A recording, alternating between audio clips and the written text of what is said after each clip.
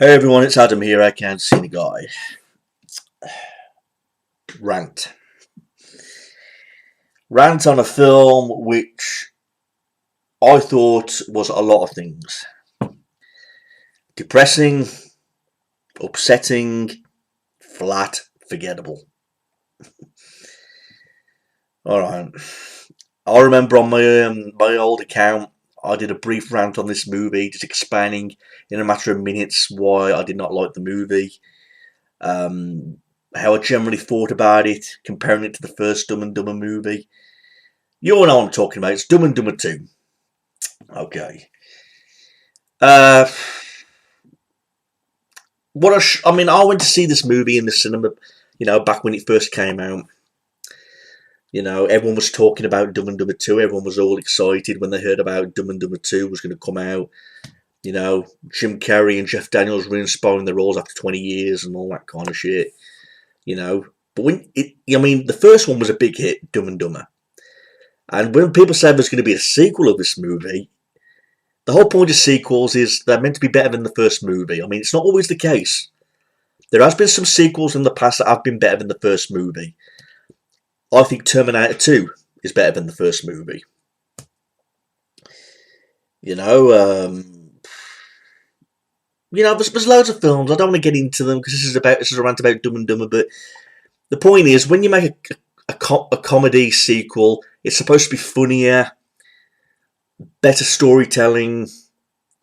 Suppose the whole point of sequels are they're meant to get better as they go along. That's what it generally is. This wasn't the case in this movie. I'm so sorry. I mean, what I should have done really was just seen the trailer before I went to go and see this movie. Because basically, you already know what you're going to be up against once you see a trailer to a movie that's going to be released in the cinema. I mean, it doesn't get released straight to DVD or Blu-ray or anything like that. I mean, this movie... the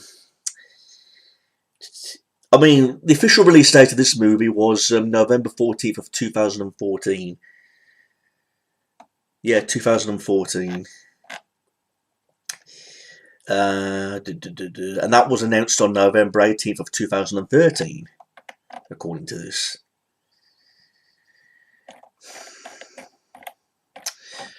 Alright, I'll get right to the point. I love Jim Carrey.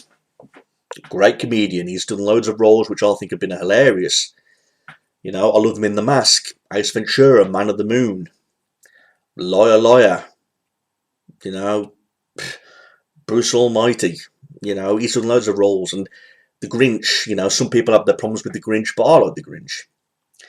Many people say he's more or less the same character in every single film that he's in. And I understand that to a certain degree because you can tell straight away it's Jim Carrey. If he's in a costume like the Grinch costume, you can tell he's like the same character like Ace Ventura, but just in a different costume. Or, you can tell when Jim Carrey's in a role. You can just know straight away it's him. But I love Jim Carrey. I grew up in the 90s loving his movies. I've not seen all of his movies, but for the ones that I have seen, I've been really impressed. This movie, Dumb and Dumber 2, is the only movie that I've seen with Jim Carrey so far that I've disliked. I thought it wasn't possible for Jim Carrey to make a bad movie, but this was the case in this one. As far as Jeff Daniels goes, he's been in some good roles also. I liked him in Arachnophobia. And I thought he did a great job of his Harry character in the first Dumb and Dumber movie. The first movie of Dumb and Dumber that came out the year of 1994 is a classic. It's hilarious. You can still watch it today and have heart-stopping laughters. The scenes never get old. You laugh at their performances. They work together great as a team, a duo. They pulled it off great, and you could see they were having fun. They were having fun with their roles. They were having fun with their jokes. They were just having a blast. So they were having a blast. The viewers were having a blast. Everyone was happy with the first movie. It was simple comedy, yet it worked at the same time. Like I mentioned in the Dumb and Dumber review. Right off the bat when Lloyd's in the limo and he's talking to that woman from Austria and he's trying to guess her accent. Saying New Jersey, and she confirms it's Austria. But he puts on that accent, "Good day, mate. Let's put another shrimp on the barbie." So he knows what an Austria accent is. Yeah, he didn't know it in this case. But it was simple things like that that made it great. You know, from start to finish, it was about him and Harry going to Aspen with the briefcase. There's a little bit of a lovesick moments where he's in love with the woman Mary and all that shit. Well, you know the story of Dumb and Dumber. In this movie, I'm going to be honest with you, I thought this movie was forgettable. I've only seen the movie once when I went to the cinema, and that'll be enough for me. I only laughed twice during this movie. And even when I laughed twice, it wasn't like heart attack laughter. It was more like a little bit of a giggle. Just two scenes. The scene where they're at that filling station and Lloyd is looking at that dog. It's snarling, it's growling at him. It's ready to bite his fucking face off. And Lloyd's just there smiling, saying, "Are you smiling at me?" I giggled at that. I also giggled at the mail scene with the letter, where they return back to the address and they use the sender's address, you know, instead of the appropriate address. I giggled at that. The rest of the movie, you know, it was just, it felt like it didn't matter. Because unlike the first movie, I think this is Jim Carrey's poorest performance. You know, it's his poorest performance in this movie that I've seen so far. I mean, I've not seen the new Sonic the Hedgehog movie, but Jim Carrey in that, apparently, despite his age, is over the top, is crazy, is wacky, over the top comedy. Yet he didn't do that in this movie, as Sonic the Hedgehog came out afterwards. So what does that tell you? Does that tell you that he didn't really want to do this movie? Did it tell you that he was just doing it for the money because him and Jeff Daniels were nagged into doing the role? You know, you can tell easily when an actor is having a good time or he just simply doesn't want to fucking be there. You know, they got older in their roles. I don't know if the matter was I was too old to play their roles anymore. But Jeff Daniels, especially, and Jim Carrey, especially Jim Carrey, it felt like he was just there. You know what I mean? Many people say, "Oh, you should be grateful for the fact that we got these two guys back together." Fuck off. That's not the case. We expect to see a comedy. Dumb and Dumber 2, that's supposed to be something big. You know what I mean? More funny than the first movie. But we didn't get that. It just felt like Jim Carrey didn't want to be there. He felt like he was pressured. You know, Jeff Daniels, you could tell he aged a lot in this movie. But you could tell at the same time he wasn't like into his role like he was in the first movie. You know, and I've said this time and time again about these actors who make comebacks or they're rinsed by their roles like 20 years down the line. You know, if it's not going to be done right, that it shouldn't be done. It's like a wrestler or a boxer or a footballer, you know, coming out of retirement 20 years later and they're competing again, hoping they can perform their abilities up to the best like they did all them years ago. It's just simply not the case. And that's one of the things that I find sad about the movie. Sad that we're seeing Jim Carrey and Jeff Daniels in this sort of position, expecting them to be just as good as like they were in the first movie, but they couldn't do it. Or maybe I could just be wrong, maybe, I don't know. But like I say, in this movie, right off the bat, we got Jim Carrey's character, Lloyd. He's got a beard, you know, in a mental state. Apparently, it's 20 years after the first movie. Harry's visiting him, and all along he was pulling off a prank, pretending to be in that condition. And he goes, "Gotcha." So he pulled a 20-year prank. Now, right off the bat, for an opener, that's supposed to be hysterically funny. The writers were expecting the audience to be dying of laughter for that scene. I didn't.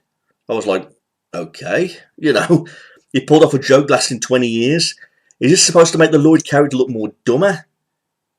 Or is it supposed to make him look, I don't know, stupid? You know what I mean? You know, we get the scene with Harry's parents where they're both Asian with the adoption joke. You can see that joke coming a mile off. You know what I mean? And the whole plot idea about Harry needing another kidney, and that's another thing that I'd not like about this movie, the plot. The plot, I mean, like in the first movie, it was about delivering that briefcase. In this one, it was like delivering like a package. You know, they went deeper with the fart jokes and all those other type of jokes. I mean, there's a scene like in this movie where, just like in the first movie, where they're doing the, the touching joke, where Harry and Lloyd, where I think it was Harry who was driving, Lloyd was in the passenger seat, and the guy was in the middle. This scene happened again, but instead of the like annoying sounds, it was like fart jokes. Basically make this guy dying with the fart jokes. You know what I mean? So it was like fart jokes put in place of this joke. How original, you know what I mean? And I felt like these characters were different in terms of personality of who they once were, because just in the first movie, yeah, they were dumb, but there's some sort of innocence to them. Like the scene with the cop, where although Lloyd knows he pisses in the beer bottle and he gives it to the police officer goes to drink it, but at least they try and stop him, so they've got some sort of innocence about them. In this movie, the innocent side of things just seem to be not there. I mean, they got the blind kid to come back, and there's that joke about, have you seen any good movies lately? Is that a dumb question, or is it like an evil question? Because the kid's blind, you know what I mean? And he's asking him if he's seen any good movies lately. So this change of character, the Harry and Lloyd character, they seem to be like more or less assholes in this movie. There's just something about them that just seems a bit bitter, and I don't know if that was the writer's way of just trying to make them seem more dumber than their original selves, or I don't know what they were trying to do with these Harry and Lloyd characters in this movie. They just seem so different. I think what the impression I was trying to give was something like, oh, what we want to do in this movie is try to make Harry and Lloyd more dumber than ever by coming out with these jokes, but you can see the jokes coming a mile off, and the jokes that they did pull off just weren't as funny. It wasn't simple and humorous like the first movie. In this one, it just seemed, depressing. And it was a depressing movie, this was. It was depressing to sit through a movie where you had the impression that Jim Carrey and Jeff Daniels didn't give a shit. It was depressing to hear these jokes when they were trying to push them onto us to try and make us laugh at them, when it simply wasn't working. The plot was depressing, I did not recall anything about this movie apart from the two humorous parts with the gas station with the dog and the return to send a letter. Apart from that, I just don't recall and remember anything. I mean, I had to do some research, try and, look back about what this movie was about. But the thing was, it was forgettable. Me and my friend left the cinema and was like, you know what, we should have just watched the trailer. That would have just gave away how bad this movie would have been before actually seeing it. You know what I mean? I think most of them, like I mentioned earlier, they just thought, put Jeff Daniels and Jim Carrey back together. People accept it that way, but that's not the fucking point. We expect to see an over-the-top great comedy. There was no over-the-top moments in this movie where Jim Carrey was over-the-top comedic. I mean, like in Liar Liar, where he's in the toilet scene, he's beat himself up with the toilet, over-the-top wackiness, like you think the guy was fucking high. He wasn't like that in this movie. So he wasn't like over-the-top funny. Few giggles, but not over-the-top funny. And that's what makes me really sad to say that I thought this was his weakest performance in this movie, Jim Carrey. When you get the impression that an actor doesn't feel like he wants to be there, what does that make the viewers feel? I mean, the Dumb and Dumber fans around the world, they will admit that they like the first movie more than this one. I mean, they admitted that this movie does have its moments, but again, the magic of comedy is just not there between this duo. It just wasn't there. I mean, I will state some more things about this movie. I mean, I've already mentioned the release date, November 14th of 2014. This was 109 minutes long. $50 million budget. $169.8 million at the box office. Yeah, directed by the Farrellies. Bobby Farrelly and Peter Farrelly. Wow. And written by them as well. Other characters actors other than Jim Carrey and Jeff Daniels, we've got Rob Riggle, Laurie Holden, Rachel Malvin, Kathleen Turner. I mean, even the soundtrack, I mean, they even got the song from the original movie to open up as the intro in this movie as well. I'm like, jeez. So yeah, it was lacking humour according to the reception. Everyone gave it different ratings, positive reviews, negative reviews, 50-50 reviews. I mean, it had an approval rating of 30% based on 147 reviews, with an average rating of 4.3 out of 10. That's fucking low. So right off the bat, everyone, it's a shame that a film was added to the Dumb and Dumber film, a sequel that wasn't as good as the first movie.